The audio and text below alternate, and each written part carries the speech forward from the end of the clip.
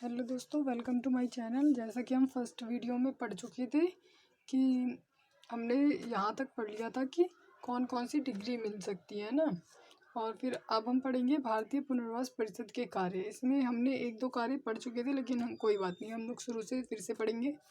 First point हमारा है कि भारत और भारत के बाहर के विश्वविद्यालयों और अन्य संस्थानों द्वारा दी गई योग्यताओं को मान्यता देता है। और कौन? RCI, ठीक है। और सेकंड पॉइंट है कि अध्ययन के पाठ्यक्रम और परीक्षा के बारे में जानकारी प्राप्त करने का अधिकार रखता है। और थर्ड पॉइंट है परीक्षाओं को स्वतंत्र और निष्पक्ष कामकाज को सुनिश्चित करने के लिए परीक्षाओं में निरीक्षकों और आगंतुकों को नियुक्त करने की शक्ति रखता है। यानी परीक्षाओं के लिए निरीक्षकों को नियुक्त करता है, ठीक है। और फोर्थ पॉइंट है पुनर्वास के क्षेत्र में किसी भी लापरवाही और कर्तव्यों का पालन न करने के मामले में उनकी मान्यता और इसे वापस लेने की शक्ति भी रखता है।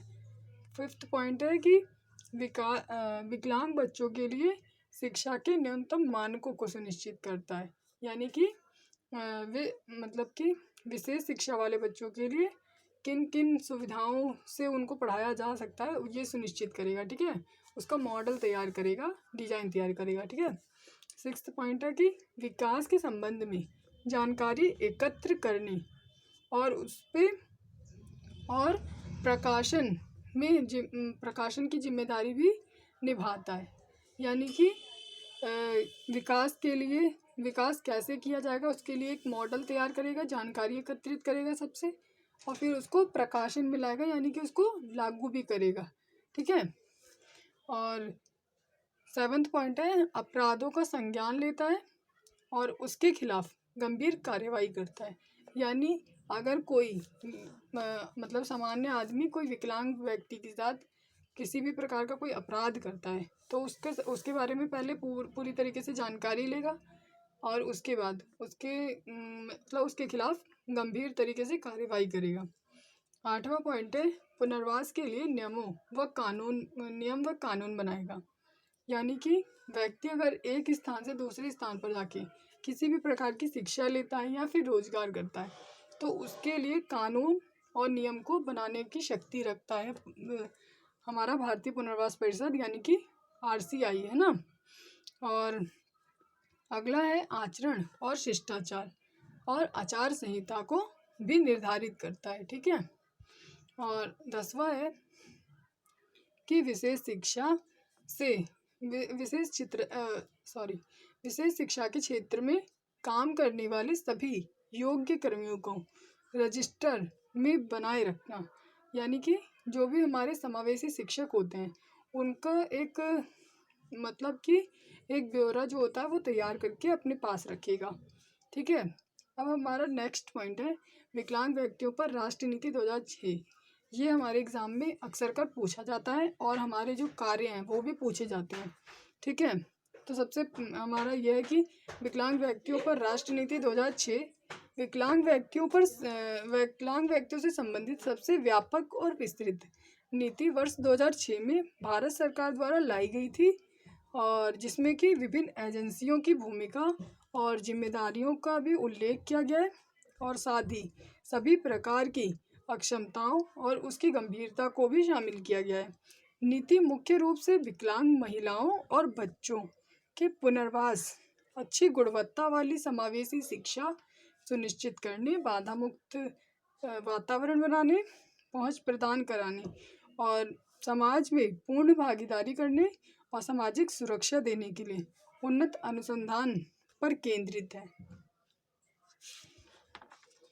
और अगला है हमारा विकलांग व्यक्तियों पर राष्ट्रीय नीति के प्रमुख प्रावधान। ये इम्पोर्टेंट है और ये अक्सर पूछे जाते हैं।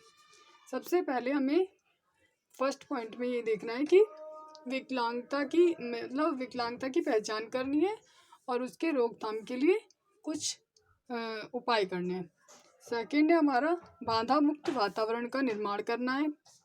और थर्ड है हमारा विकलांग बच्चों की देखभाल करनी है। और फोर्थ पॉइंट है विशेष रूप से विकलांग महिलाओं की देखभाल करनी है और उनके विकास की योजना बनानी है। और फिफ्थ पॉइंट है प्रमाणन, यानी कि यहाँ पे ये दिखा रहा है कि प्रमाण पत्र है जो कि सरल और सुलभ तरीके से प्राप्त हो सके उसके लिए उपाय किए जाएंगे।